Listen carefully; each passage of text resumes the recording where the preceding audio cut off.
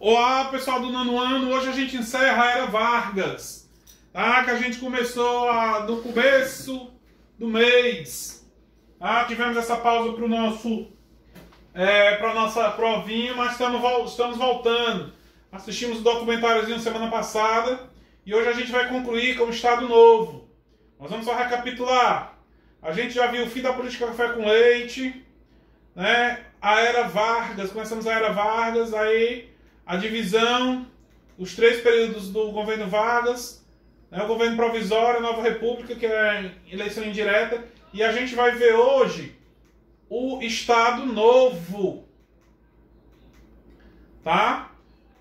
Quando Vargas, vamos só lembrar como foi que Vargas conseguiu se manter no poder, depois que ele inventou aquele golpe, o plano COI, deu um golpe e continuou no poder, tá?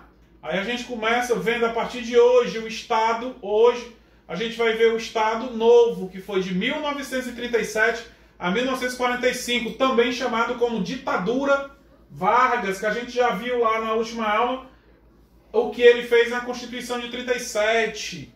Tá? Vamos ver lá o que é que diz o Estado Novo. Ó.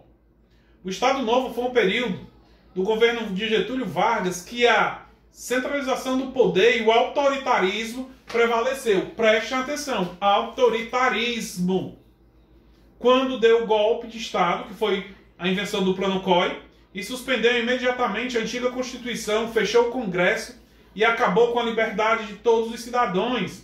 Essas atitudes foram tomadas para que pudesse estabelecer uma estrutura de Estado com características fascistas. Se vocês olharem tudo isso aí, a gente já estudou sobre o fascismo, ele estava governando só, perseguindo seus adversários e fechando sindicatos. Também já era uma atitude fascista, mas já que a gente vai voltar a falar disso, tá? Vamos ver lá. O Estado Novo. Vargas tentou as seguintes medidas visando garantir o controle político sobre a sociedade. Então tudo isso Vargas criou. Mas vamos ver lá aqui, ó. A criação do Departamento de Imprensa e Propaganda. Assim como nos regimes fascistas e nazistas, o autoritarismo de Vargas buscou controlar a censura à imprensa, fortalecendo a massificada e massificando a sua imagem e ideias com o objetivo de submeter o povo às suas decisões. Vamos lembrar lá de Hitler, quando começou a incentivar o povo alemão a perseguir os judeus. Então o que é isso? A propaganda de Hitler fez com que os alemães vissem Hitler como uma pessoa boa. Era isso que Vargas queria fazer, né? Mostrar que era uma pessoa boa e trazer a população para o lado dele. Tá? Nesse departamento de imprensa e propaganda, fazia imprensa de quem? Do governo. Tinha censura à imprensa. Quer dizer, a imprensa poderia divulgar qualquer coisa? Não, tinha que o governo Vargas aceitar. Tá? Então essa propaganda era exclusivamente para mostrar as coisas boas do governo Getúlio Vargas.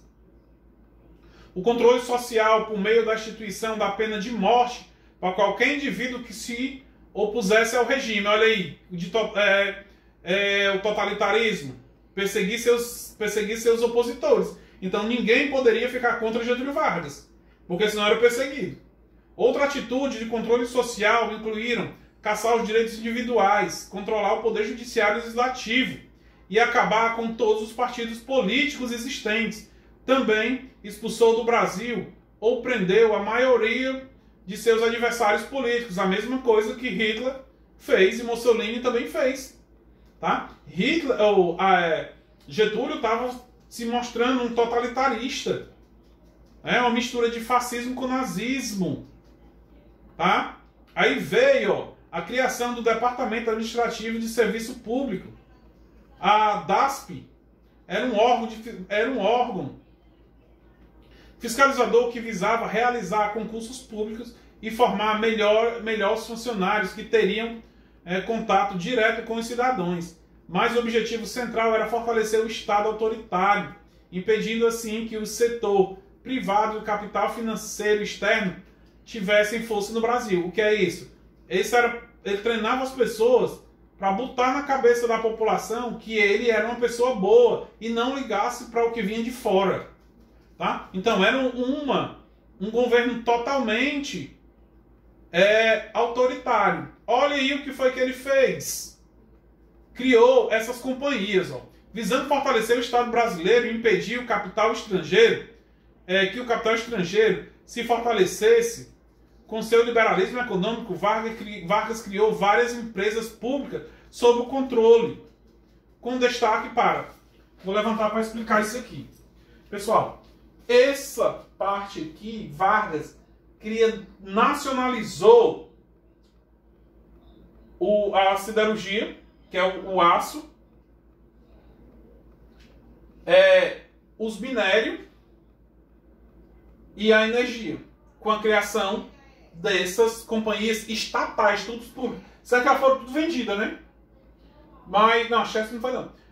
Mas isso aqui Vargas criou para evitar que os estrangeiros viessem e tomassem de conta, e viessem ganhar em cima do Brasil. Tá? Então, o que é que Vargas cria? A Companhia Siderúrgica Nacional, a Companhia Vale do Rio Doce e a Companhia Hidrelétrica do São Francisco, a CHESF. Tá? Aí em 1943, professor, isso aí não tá na ordem do livro, pessoal. É porque eu achei que o livro de vocês ele tá com um errozinho. Porque a consolidação das leis trabalhistas só tá aparecendo na última parte. E como é que eles pulam de 40... eles falam lá em 45 do fim do governo Vargas e depois volta para 43. Então eu botei na ordem certa dos acontecimentos. Vocês vão estranhar que isso aqui tá no final do capítulo. Tá, ó. Mas vamos ver lá, ó. A consolidação das leis trabalhistas. Pessoal, Getúlio Vargas, ele fez as leis trabalhistas para trazer o povo para o lado dele. Como, professor? Para ter o controle sobre os operários. Para dizer, ele é muito bom. Getúlio Vargas é muito bom. Criou leis para a gente, mas não. Vargas queria dominar, trazer os trabalhadores para o lado dele. Como, professor? Vamos lá, ó.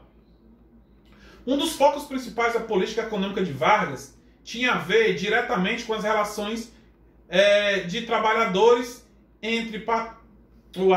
com as relações de trabalho entre patrões e operários, principalmente nas fábricas, os quais estavam sendo bastante estimuladas. O que é que acontece? Então Vargas, ele disse, olha, quero trazer a população trabalhadora para o meu lado.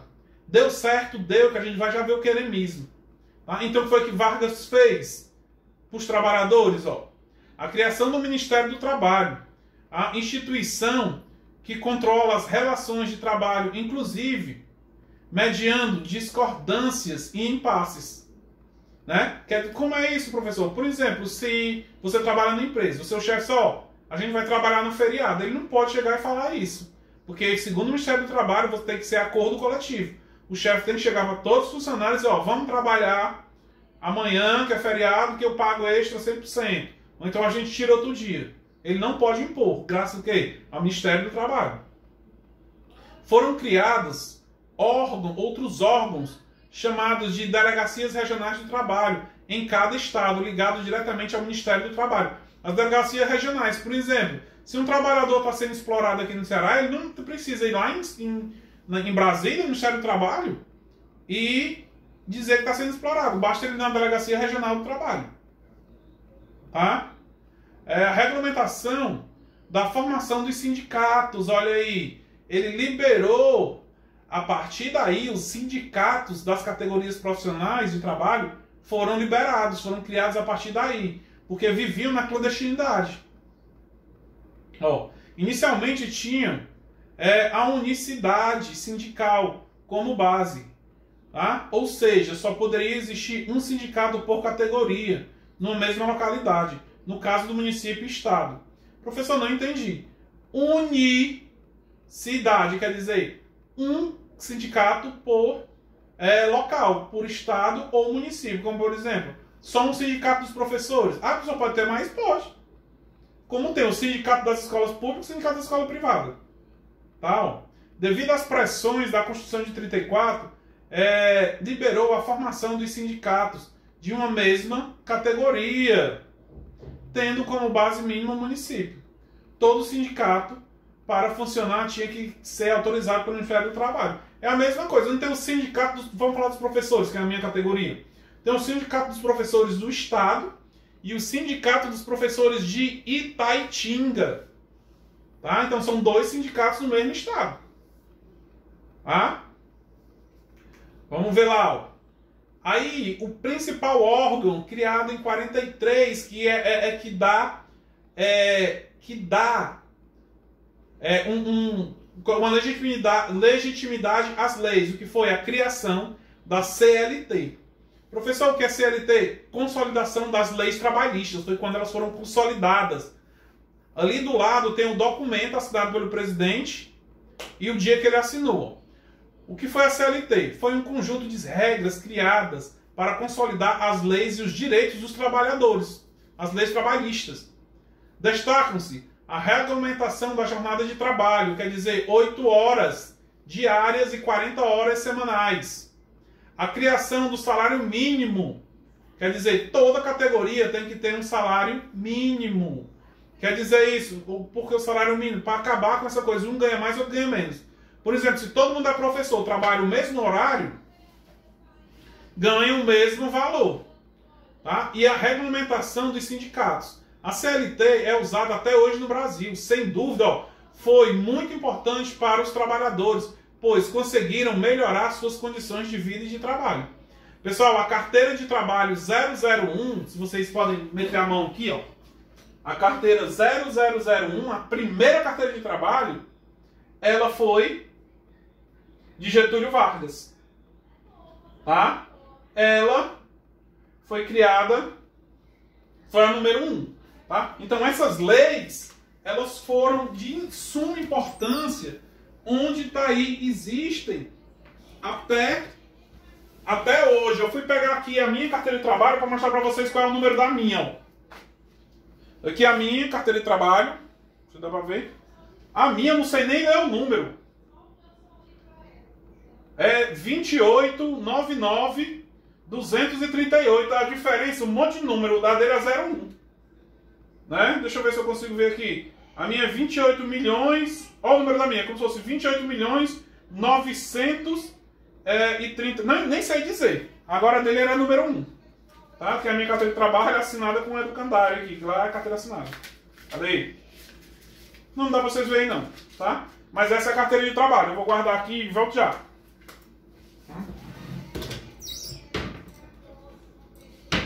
Vamos lá, prosseguindo. Vou passar aqui na frente, vou voltar para o lado aqui que fica o áudio. Vamos lá.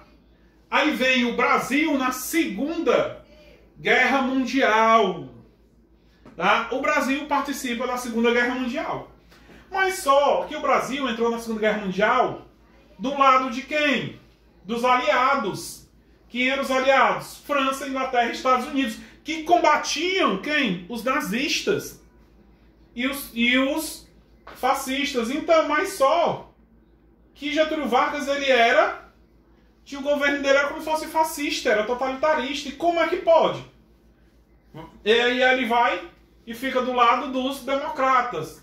Isso foi um dos motivos da queda dele. Nós vamos ver o que é que diz o texto de vocês aí, ó. O governo de Getúlio Vargas seguiu o seu processo de centralização e controle social e político. Mas um fator externo, quer dizer, fora do país, modificou essa relação e fortaleceu as lutas democráticas no Brasil. Olha, lutas democráticas. E Vargas era um governo totalitarista. Por isso que chamava a ditadura do Estado Novo de Getúlio Vargas. Ó. O fim da Segunda Guerra Mundial, que levou à derrota do bloco nazista, nazi-fascistas, e os regimes autoritários e totalitários. Depois de... então, a Segunda Guerra Mundial acabou, que a gente vai estudar ainda. A Segunda Guerra Mundial acabou com a vitória dos democratas. Mas como o Brasil entrou na guerra, professor? Depois de ter 2 navios afundados por uma embarcação alemã, Vargas passou a apoiar a aliança formada por Inglaterra, França e Estados Unidos. Tá faltando aqui União Soviética. Tá? O livro de vocês não botou a União Soviética. Sem a opção, por conta das pressões dos democratas e de posicionamentos contrários aos nazistas, teve que convocar eleições em 2 de dezembro de 1945. Deixa eu explicar isso aqui direitinho. Ver se vocês conseguem entender. Pessoal, Vargas ele lutou do lado dos democratas na Segunda Guerra Mundial. Agora me diz uma coisa, como é que ele estava do lado dos democratas, venceu os totalitaristas e ele tinha um regime totalitarista no Brasil? Então, ele foi obrigado a convocar eleições diretas para presidente no ano de 1945. Tá? Teve que convocar. Tá? Aí vamos lá. Professor, essas imagens aí. Isso aqui eu queria mostrar para vocês só na Segunda Guerra Mundial, mas vou mostrar logo. Aqui é o símbolo das Forças Armadas. Primeiro, centupau. Era uma poá, né? É uma expressão lá da língua deles, lá da italiana, alguma coisa assim. Que ia nas blusas dos nossos soldados, que eram os pracinhas. Aqui é uma cobra fumando, a Força Expedicionária Brasileira na Segunda Guerra Mundial. Porque Hitler, acho que eu já expliquei isso para vocês, Hitler disse que era mais fácil uma cobra fumar do que o Brasil entrar na Segunda Guerra Mundial. E o Brasil entrou do lado dos aliados e o símbolo foi esse, uma cobra fumando. Aí aqui tem as 3 forças e o Marechal Humberto Castelo Branco, que era cearense, de Fortaleza, foi comandando as 3 forças na Segunda Guerra Mundial. Isso a gente vai estudar mais um pouco, que vai vendo Segunda Guerra. Aí o fim do governo Vargas, ó. Então ele é obrigado a convocar eleições, né? E teve que autorizar a volta dos partidos políticos. Ó, para que as eleições pudessem ser realizadas, os partidos deveriam sair da ilegalidade, voltar aos partidos políticos oficialmente. Dessa forma, os principais candidatos e partidos que disputaram as eleições em 1945 foram a UDN lançou a candidata à presidência, o brigadeiro Eduardo Gomes, aquele lá, o primeiro da foto. Já o partido de Getúlio apoiou Eurico Gaspar Dutra como presidente, que a gente vai ver foi o vencedor. E o Partido Comunista do Brasil, né, lançou Eledo Fiuza como candidato, tá? Quem acabou vencendo as eleições? O candidato militar do Exército, apoiado por Getúlio Vargas. Tá? Mas antes, Vargas ainda lançou o queremismo, né? Que ainda fez com que a população apoiasse Getúlio por causa daquele departamento de propaganda e começou a lançar o queremismo, quer dizer, volta de Vargas, mas isso não contou, tá? Vargas acabou sendo tirado do poder por pressões militares. E o general Eurico Gaspar Dutra assumiu o controle do Brasil como presidente. Mas eu vou ler aqui para vocês para estar explicando melhor. O queremismo. Mesmo com o processo eleitoral iniciado, Vargas não estava disposto a deixar o cargo de presidente. E com o apoio dos comunistas, contrários a um golpe de forças mais conservadoras, lançou um movimento junto à população, que ficou conhecido como queremismo. Sob o lema "Queremos Vargas de volta", Vargas tentou ficar no poder.